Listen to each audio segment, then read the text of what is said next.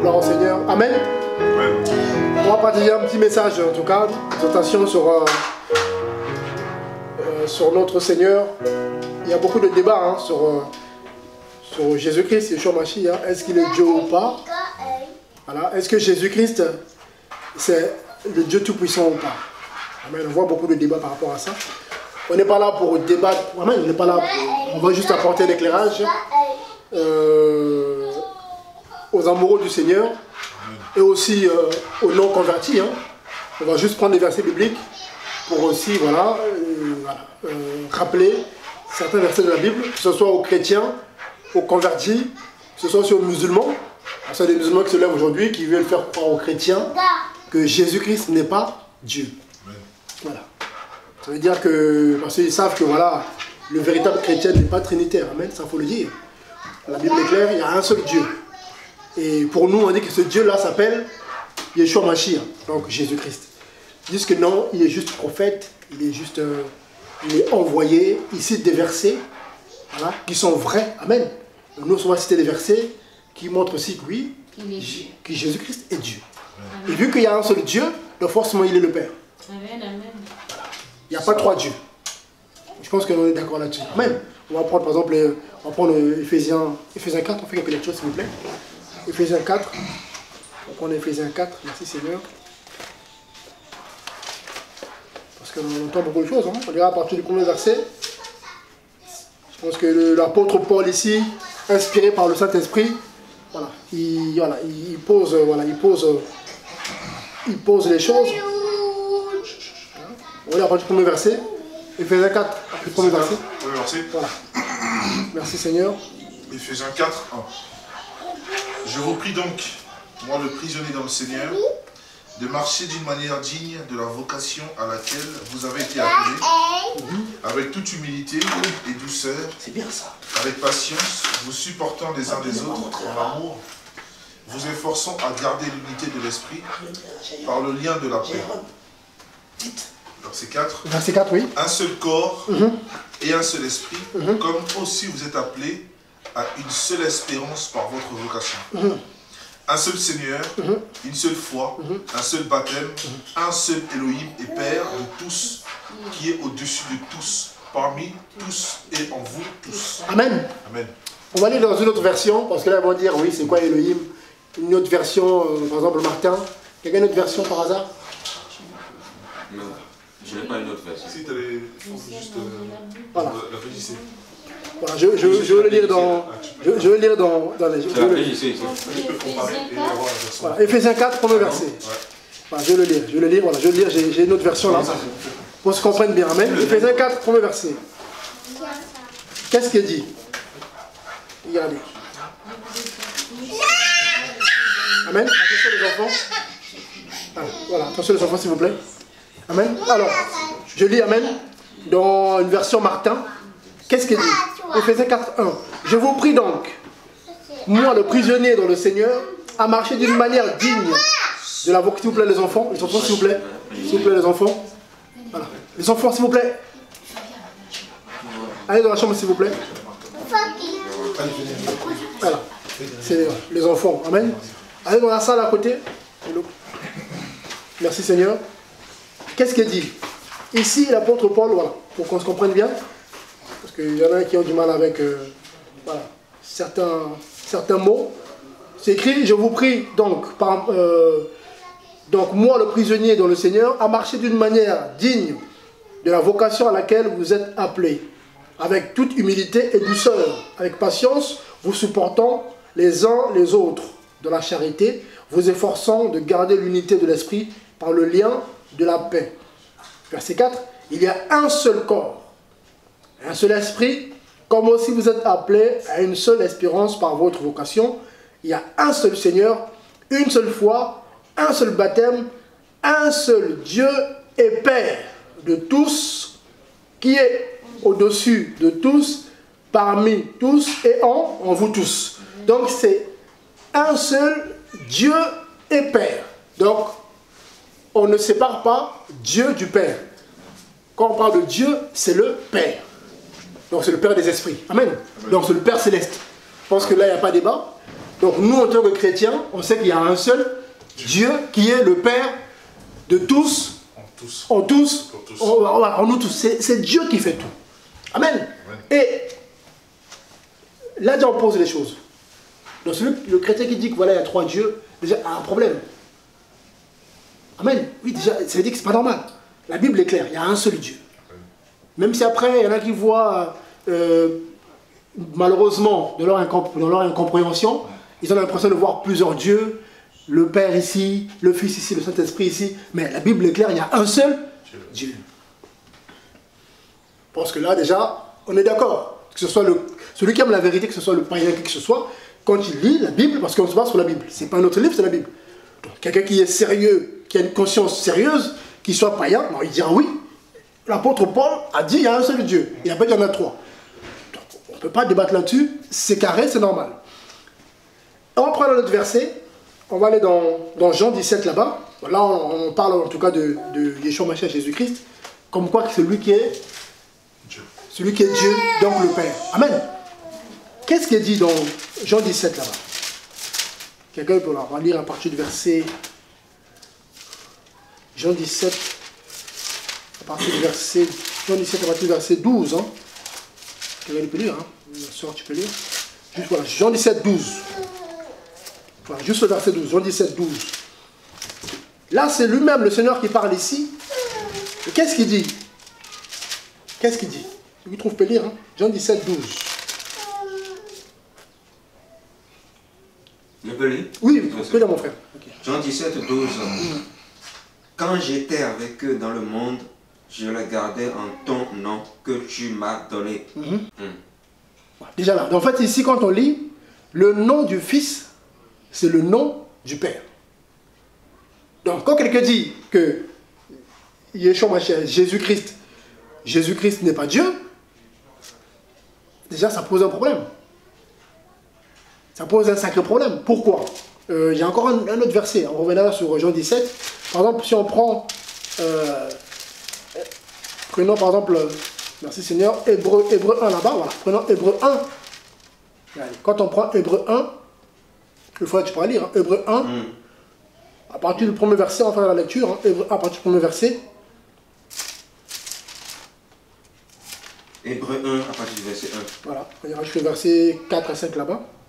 Elohim, ayant autrefois parlé au Père à plusieurs reprises et de plusieurs manières par les prophètes, nous a parlé en ces derniers jours par le Fils, qu'il a établi héritier de toutes choses, par le moyen duquel aussi il a fait les âges, lequel étant la splendeur de sa gloire et l'empreinte de son être, et soutenant toutes choses par la parole de sa puissance, ayant fait par lui-même la purification de nos péchés, s'est assis à la droite de la majesté divine dans les hauteurs, étant devenu d'autant plus excellent que les anges, que le nom qu'il a reçu en héritage est supérieur au leur. Verset 5. Car auquel des anges a-t-il jamais dit, tu es mon fils, je t'ai engendré aujourd'hui. Et encore, je serai pour lui un père et il sera pour moi un fils. Arrête ton frère. Là, au verset 5, verset 4 à 5, on nous dit quoi? Que le fils a hérité du nom de son père. Le fils a hérité du nom de son père. Donc aujourd'hui, quand je vois les gens qui font un peu l'amalgame, c'est l'hypocrisie, il y en a qui ne font pas exprès, mais d'autres si. On porte le nom de nos parents. Amen. Voilà. Dans l'ancien temps, il n'y avait pas l'histoire de prénom. C'était Ben. Ben, c'est en hébreu, c'est fils de. Voilà. Quand tu t'appelais par exemple Josué, c'était voilà, Ben Josué. Voilà. En gros, quand tu arrivais quelque part, ah ben c'est le fils de. Le monsieur il n'y avait pas de prénom. Ça c'est venu après, voilà, le monde a évolué. Donc, quand on dit que Jésus-Christ n'est pas Dieu, c'est pour quelqu'un qui se dit chrétien, déjà, il y a un problème. Il a un souci. Il est animé par quel esprit? C'est pas possible. Il y a un problème. Tu ne peux pas dire que Jésus-Christ n'est pas Dieu.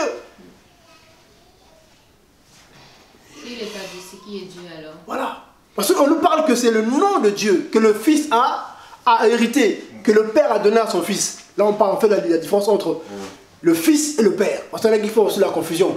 Voilà, mais maintenant, c'est le Fils qui parle ici. Il dit, voilà, j'ai manifesté ton nom que tu m'as donné. Voilà. Donc le Fils dit, voilà, que le nom que je porte là, c'est le nom de mon Père. Et Hébreu 1 ici confirme voilà, que c'est pas pour rien qu'il l'a appelé Fils. Parce qu'il n'a jamais appelé un ange de ce nom-là, en fait. C'est ça, Hébreu 1 confirme ici. C'est le seul dans toute la création qui porte ce nom-là. Et qu'après, il y en a qui s'appellent Jésus, Yeshua. Dans le pays hispanique, il y a beaucoup de Jésus.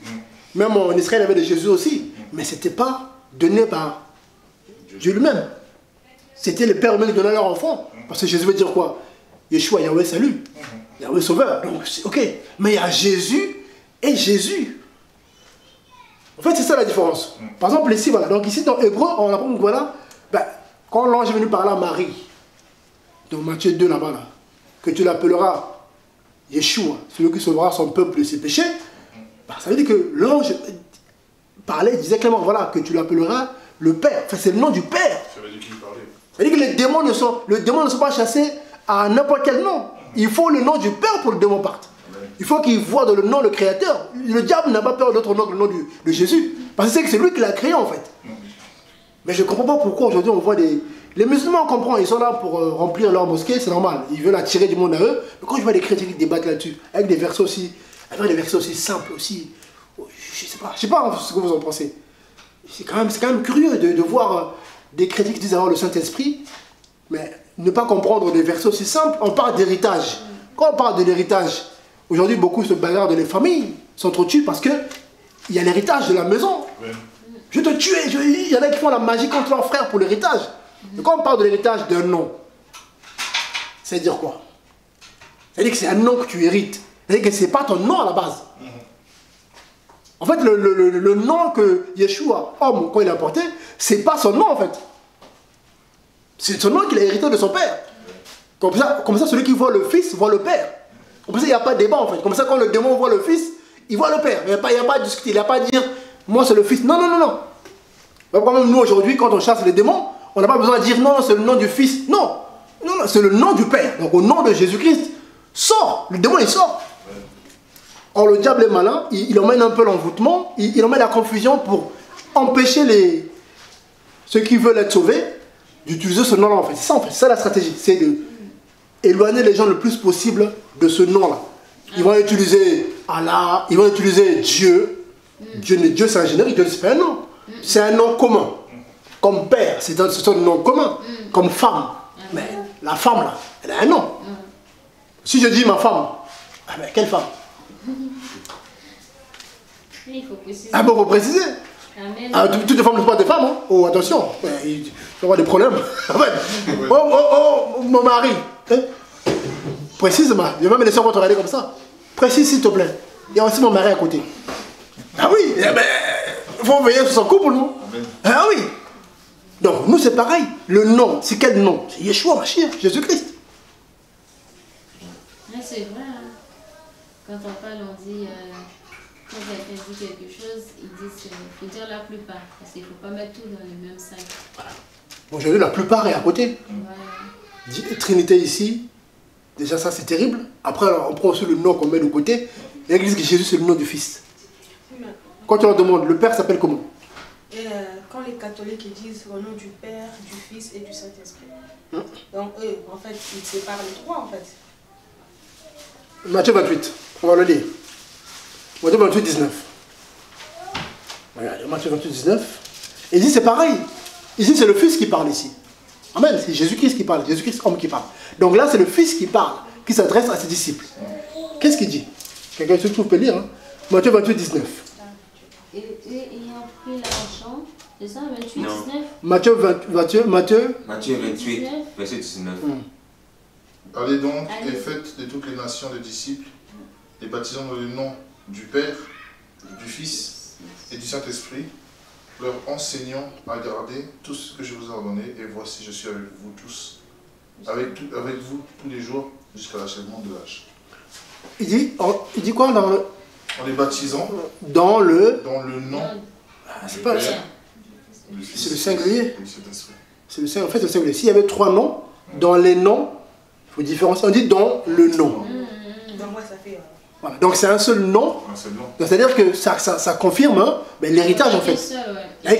Le père qui a donné son nom à son fils, qui a donné son nom à son esprit. Parce qu'en fait, l'esprit appartient à quelqu'un. Le Saint-Esprit appartient au Père. Comme le Fils aussi appartient au Père. Amen. Donc Jésus-Christ n'appartient pas à l'Église. Amen, amen. Parce que pense que Jésus-Christ est leur ami. Seigneur, bénis-moi, tout ça. Non, non, le Seigneur, le Fils est soumis à son Père. Amen. Il fait la joie de son Père. Donc si toi tu rentres au milieu là, pour essayer de le pousser à faire ta joie, le Père va te frapper. Amen, amen, amen, amen, amen.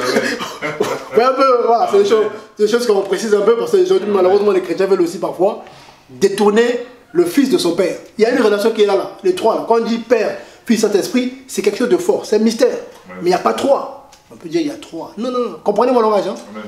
Voilà. Il y a 3 dans certaines positions, mais c'est Jésus-Christ. Le nom, le Père et le Fils, le Saint-Esprit, c'est Jésus-Christ. Donc si tu me dis que c'est Jésus-Christ qui est les 3, je dis Amen. Amen. Ah, bah, je te serre la main. Si c'est Jésus-Christ qui est le Père, le Fils et le Saint-Esprit, je te serre la main. Tu as raison.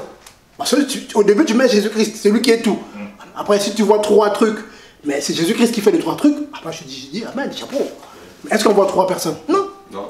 C'est Jésus-Christ qui est le Père, le Fils et le Saint-Esprit. Amen. Là, on ne discute pas. On dit, ok, tu as raison. Tu as raison. Tu as raison. Mais si tu dis que Jésus-Christ est seulement le Fils et que le Père n'a pas de nom, là, tu as besoin de... Là, tu as un problème. Vous voyez? Donc, et même par exemple, la Philippiens en parle. Hein. Quand on prend... Philippiens en parle aussi. Regardez. On prend par exemple Philippiens. On connaît ce verset-là. Hein. Philippiens 2. Philippiens 2. À partir du verset 8 là-bas. Philippiens 2 à partir du verset 8. Qu'est-ce qu'il dit? Que tu peux lire. Hein. Et reconnu à son apparence comme un être humain, il s'est abaissé lui-même et se rendant obéissant jusqu'à la mort, même jusqu'à la mort de la croix. Oui. Continue. Continue verset 9. C'est pourquoi aussi Elohim l'a élevé à la suprême majesté et lui a donné le nom qui est au-dessus de tout nom. Enfin qu'au nom de Yahushua fléchissent tous genoux des êtres célestes et terrestres et de ceux qui demeurent dans le monde souterrain. Et que toute la langue confesse que Yahushua Mashiach est le Seigneur à la gloire d'Elohim le Père. C'est pourquoi, mes bien-aimés, comme vous avez toujours obéi, accomplissez votre propre salut avec crainte et tremblement, non seulement comme en ma parousie, mais beaucoup plus maintenant que je suis absent. Car c'est Elohim qui opère en vous, et le vouloir et le faire pour son plaisir. Amen. Faites toutes choses sans murmure et sans raisonnement. Amen. Afin que vous deveniez sans reproche et sans mélange, les enfants d'Elohim, innocents au milieu d'une génération tordue et déformée, parmi laquelle vous brillez comme des luminaires dans le monde. Amen. Ok, attention. Tu vois, donc quand on lit le verset 9, c'est bien de lire un peu tout ça parce que ça nous interpelle aussi. Hein. Voilà. Parce qu'aujourd'hui, beaucoup oublient que de vouloir le faire, c'est le Seigneur qui le produit. On veut faire tout par nous-mêmes. Donc, celui qui fait par lui-même, il finit par tomber. Amen. Donc le verset 9 nous dit quoi? Dans Philippiens 2 là-bas, on nous dit que voilà, c'est pourquoi aussi Dieu, donc Elohim l'a élevé, voilà, à la suprême majesté et lui a donné le nom. Donc et ça confirme hébreu. Donc c'est pas n'importe quel nom. Voilà pourquoi aujourd'hui pour s'adresser au Père, il faut passer par le Fils. Colossiens en parle. Hein. Voilà. Colossiens en parle, c'est Colossiens, on va lire. Allez, l'apôtre Paul le dit, excusez-moi si je ne vous perds pas. Regardez. Est-ce que je ne vous perds pas? Regardez, Colossiens. Voilà, Colossiens 3,17 nous dit quoi? On connaît ce verset-là. Hein. Et tout ce que vous faites, en parole, en œuvre, faites-le au nom du Seigneur Yeshua, au nom du Seigneur Jésus, en rendant grâce par lui à Elohim et Père. Donc, Dieu et Père, c'est Jésus-Christ. Donc, si tu utilises un autre nom, mon ami, c'est le diable qui va venir te parler. Voilà, parce que c'est le nom que le Seigneur a donné à son Fils pour l'envoyer. En fait, quand le Jean 3,16 dit quoi? Dieu a tellement le monde qu'il a donné son Fils. En l'envoyant son Fils, en gros, en s'incarnant, 1 Timothée 3,16, le message de la pété, Dieu s'est fait homme. Donc c'est l'image du Fils. En se faisant homme, il a dit non, je ne veux pas de confusion.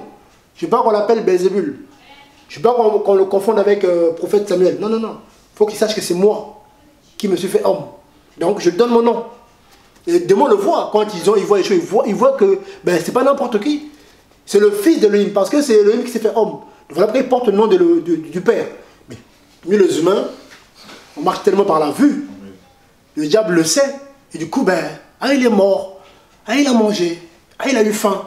Donc il ne peut pas être Dieu. C'est pas possible. Alors Dieu fait ce qu'il veut. Et Dieu s'appelle Yeshua Mashiach. Voilà, je pense que... Je ne sais pas ce que vous en pensez. Hein. Voilà, moi, je vais m'arrêter là. Je ne sais pas ce que vous en pensez, mais... Oui, je sais pas, mon frère Alexandre. En fait, souvent, le Trinitaire, ils interprètent la Bible littéralement, parce que quand ils voient dans certaines versions, le Père et le Fils, donc pour eux, ils voient deux personnes. Alors que Dieu, à la base, il n'est pas deux personnes. Dieu n'est pas une personne, d'ailleurs. Voilà, Jésus-Christ qu'on invoque, c'est le Saint-Esprit. Voilà, selon 2 Corinthiens 3, verset 17. C'est écrit, le Seigneur est l'Esprit. Dieu, là où est l'Esprit de Seigneur, c'est ça. Un seul Seigneur. Là où est l'Esprit du Seigneur, là où est la liberté. Donc, si le Seigneur est l'Esprit, il y a un seul Esprit. Voilà. Donc, quand on appelle le Saint-Esprit, Esprit du Seigneur, Esprit de Jésus-Christ, ça veut dire que tout tourne autour de Jésus-Christ. Donc, celui qui comprend les choses comme ça, il ne sera pas choqué de lire Matthieu 28, de le nom du Père, du Fils et du Saint-Esprit. Et qu'il sait que voilà, quand on lit la Nouvelle Alliance, Paul qui dit le Saint-Esprit Jésus, qui dit le Fils Jésus, qui dit le Père Jésus. Ça veut dire que c'est lui qui fait tout. Donc c'est Jésus-Christ qui est tout. Donc celui qui ne comprend pas ça, je ne sais pas comment, je sais pas. Un musulman, je comprendrais, parce que pour eux, il y a le voile encore qui est là. Donc, il ne faut pas le comprendre, parce qu'il faut que, voilà, il faut qu'il y ait la conversion pour que ce voile tombe. Mais celui qui se dit qu'il y a le Saint-Esprit, et qui n'est pas enseigné par des basiques comme ça, il y a un problème. Ça fait peur en tout cas, je ne sais pas ce que ça fait peur. Moi, ça me fait peur. De ne pas croire que Jésus-Christ est Dieu. Voilà, c'est la base en fait.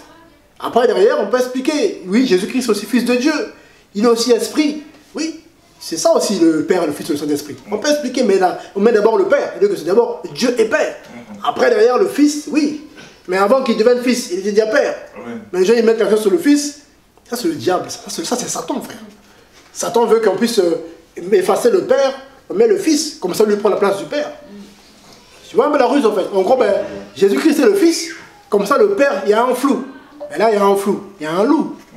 On me dit, les humains, voilà, les humains, même les païens disent quoi. Quand il y a un flou, c'est qu'il y a un loup. Voilà, quand il y a le brouillard, là, fais gaffe.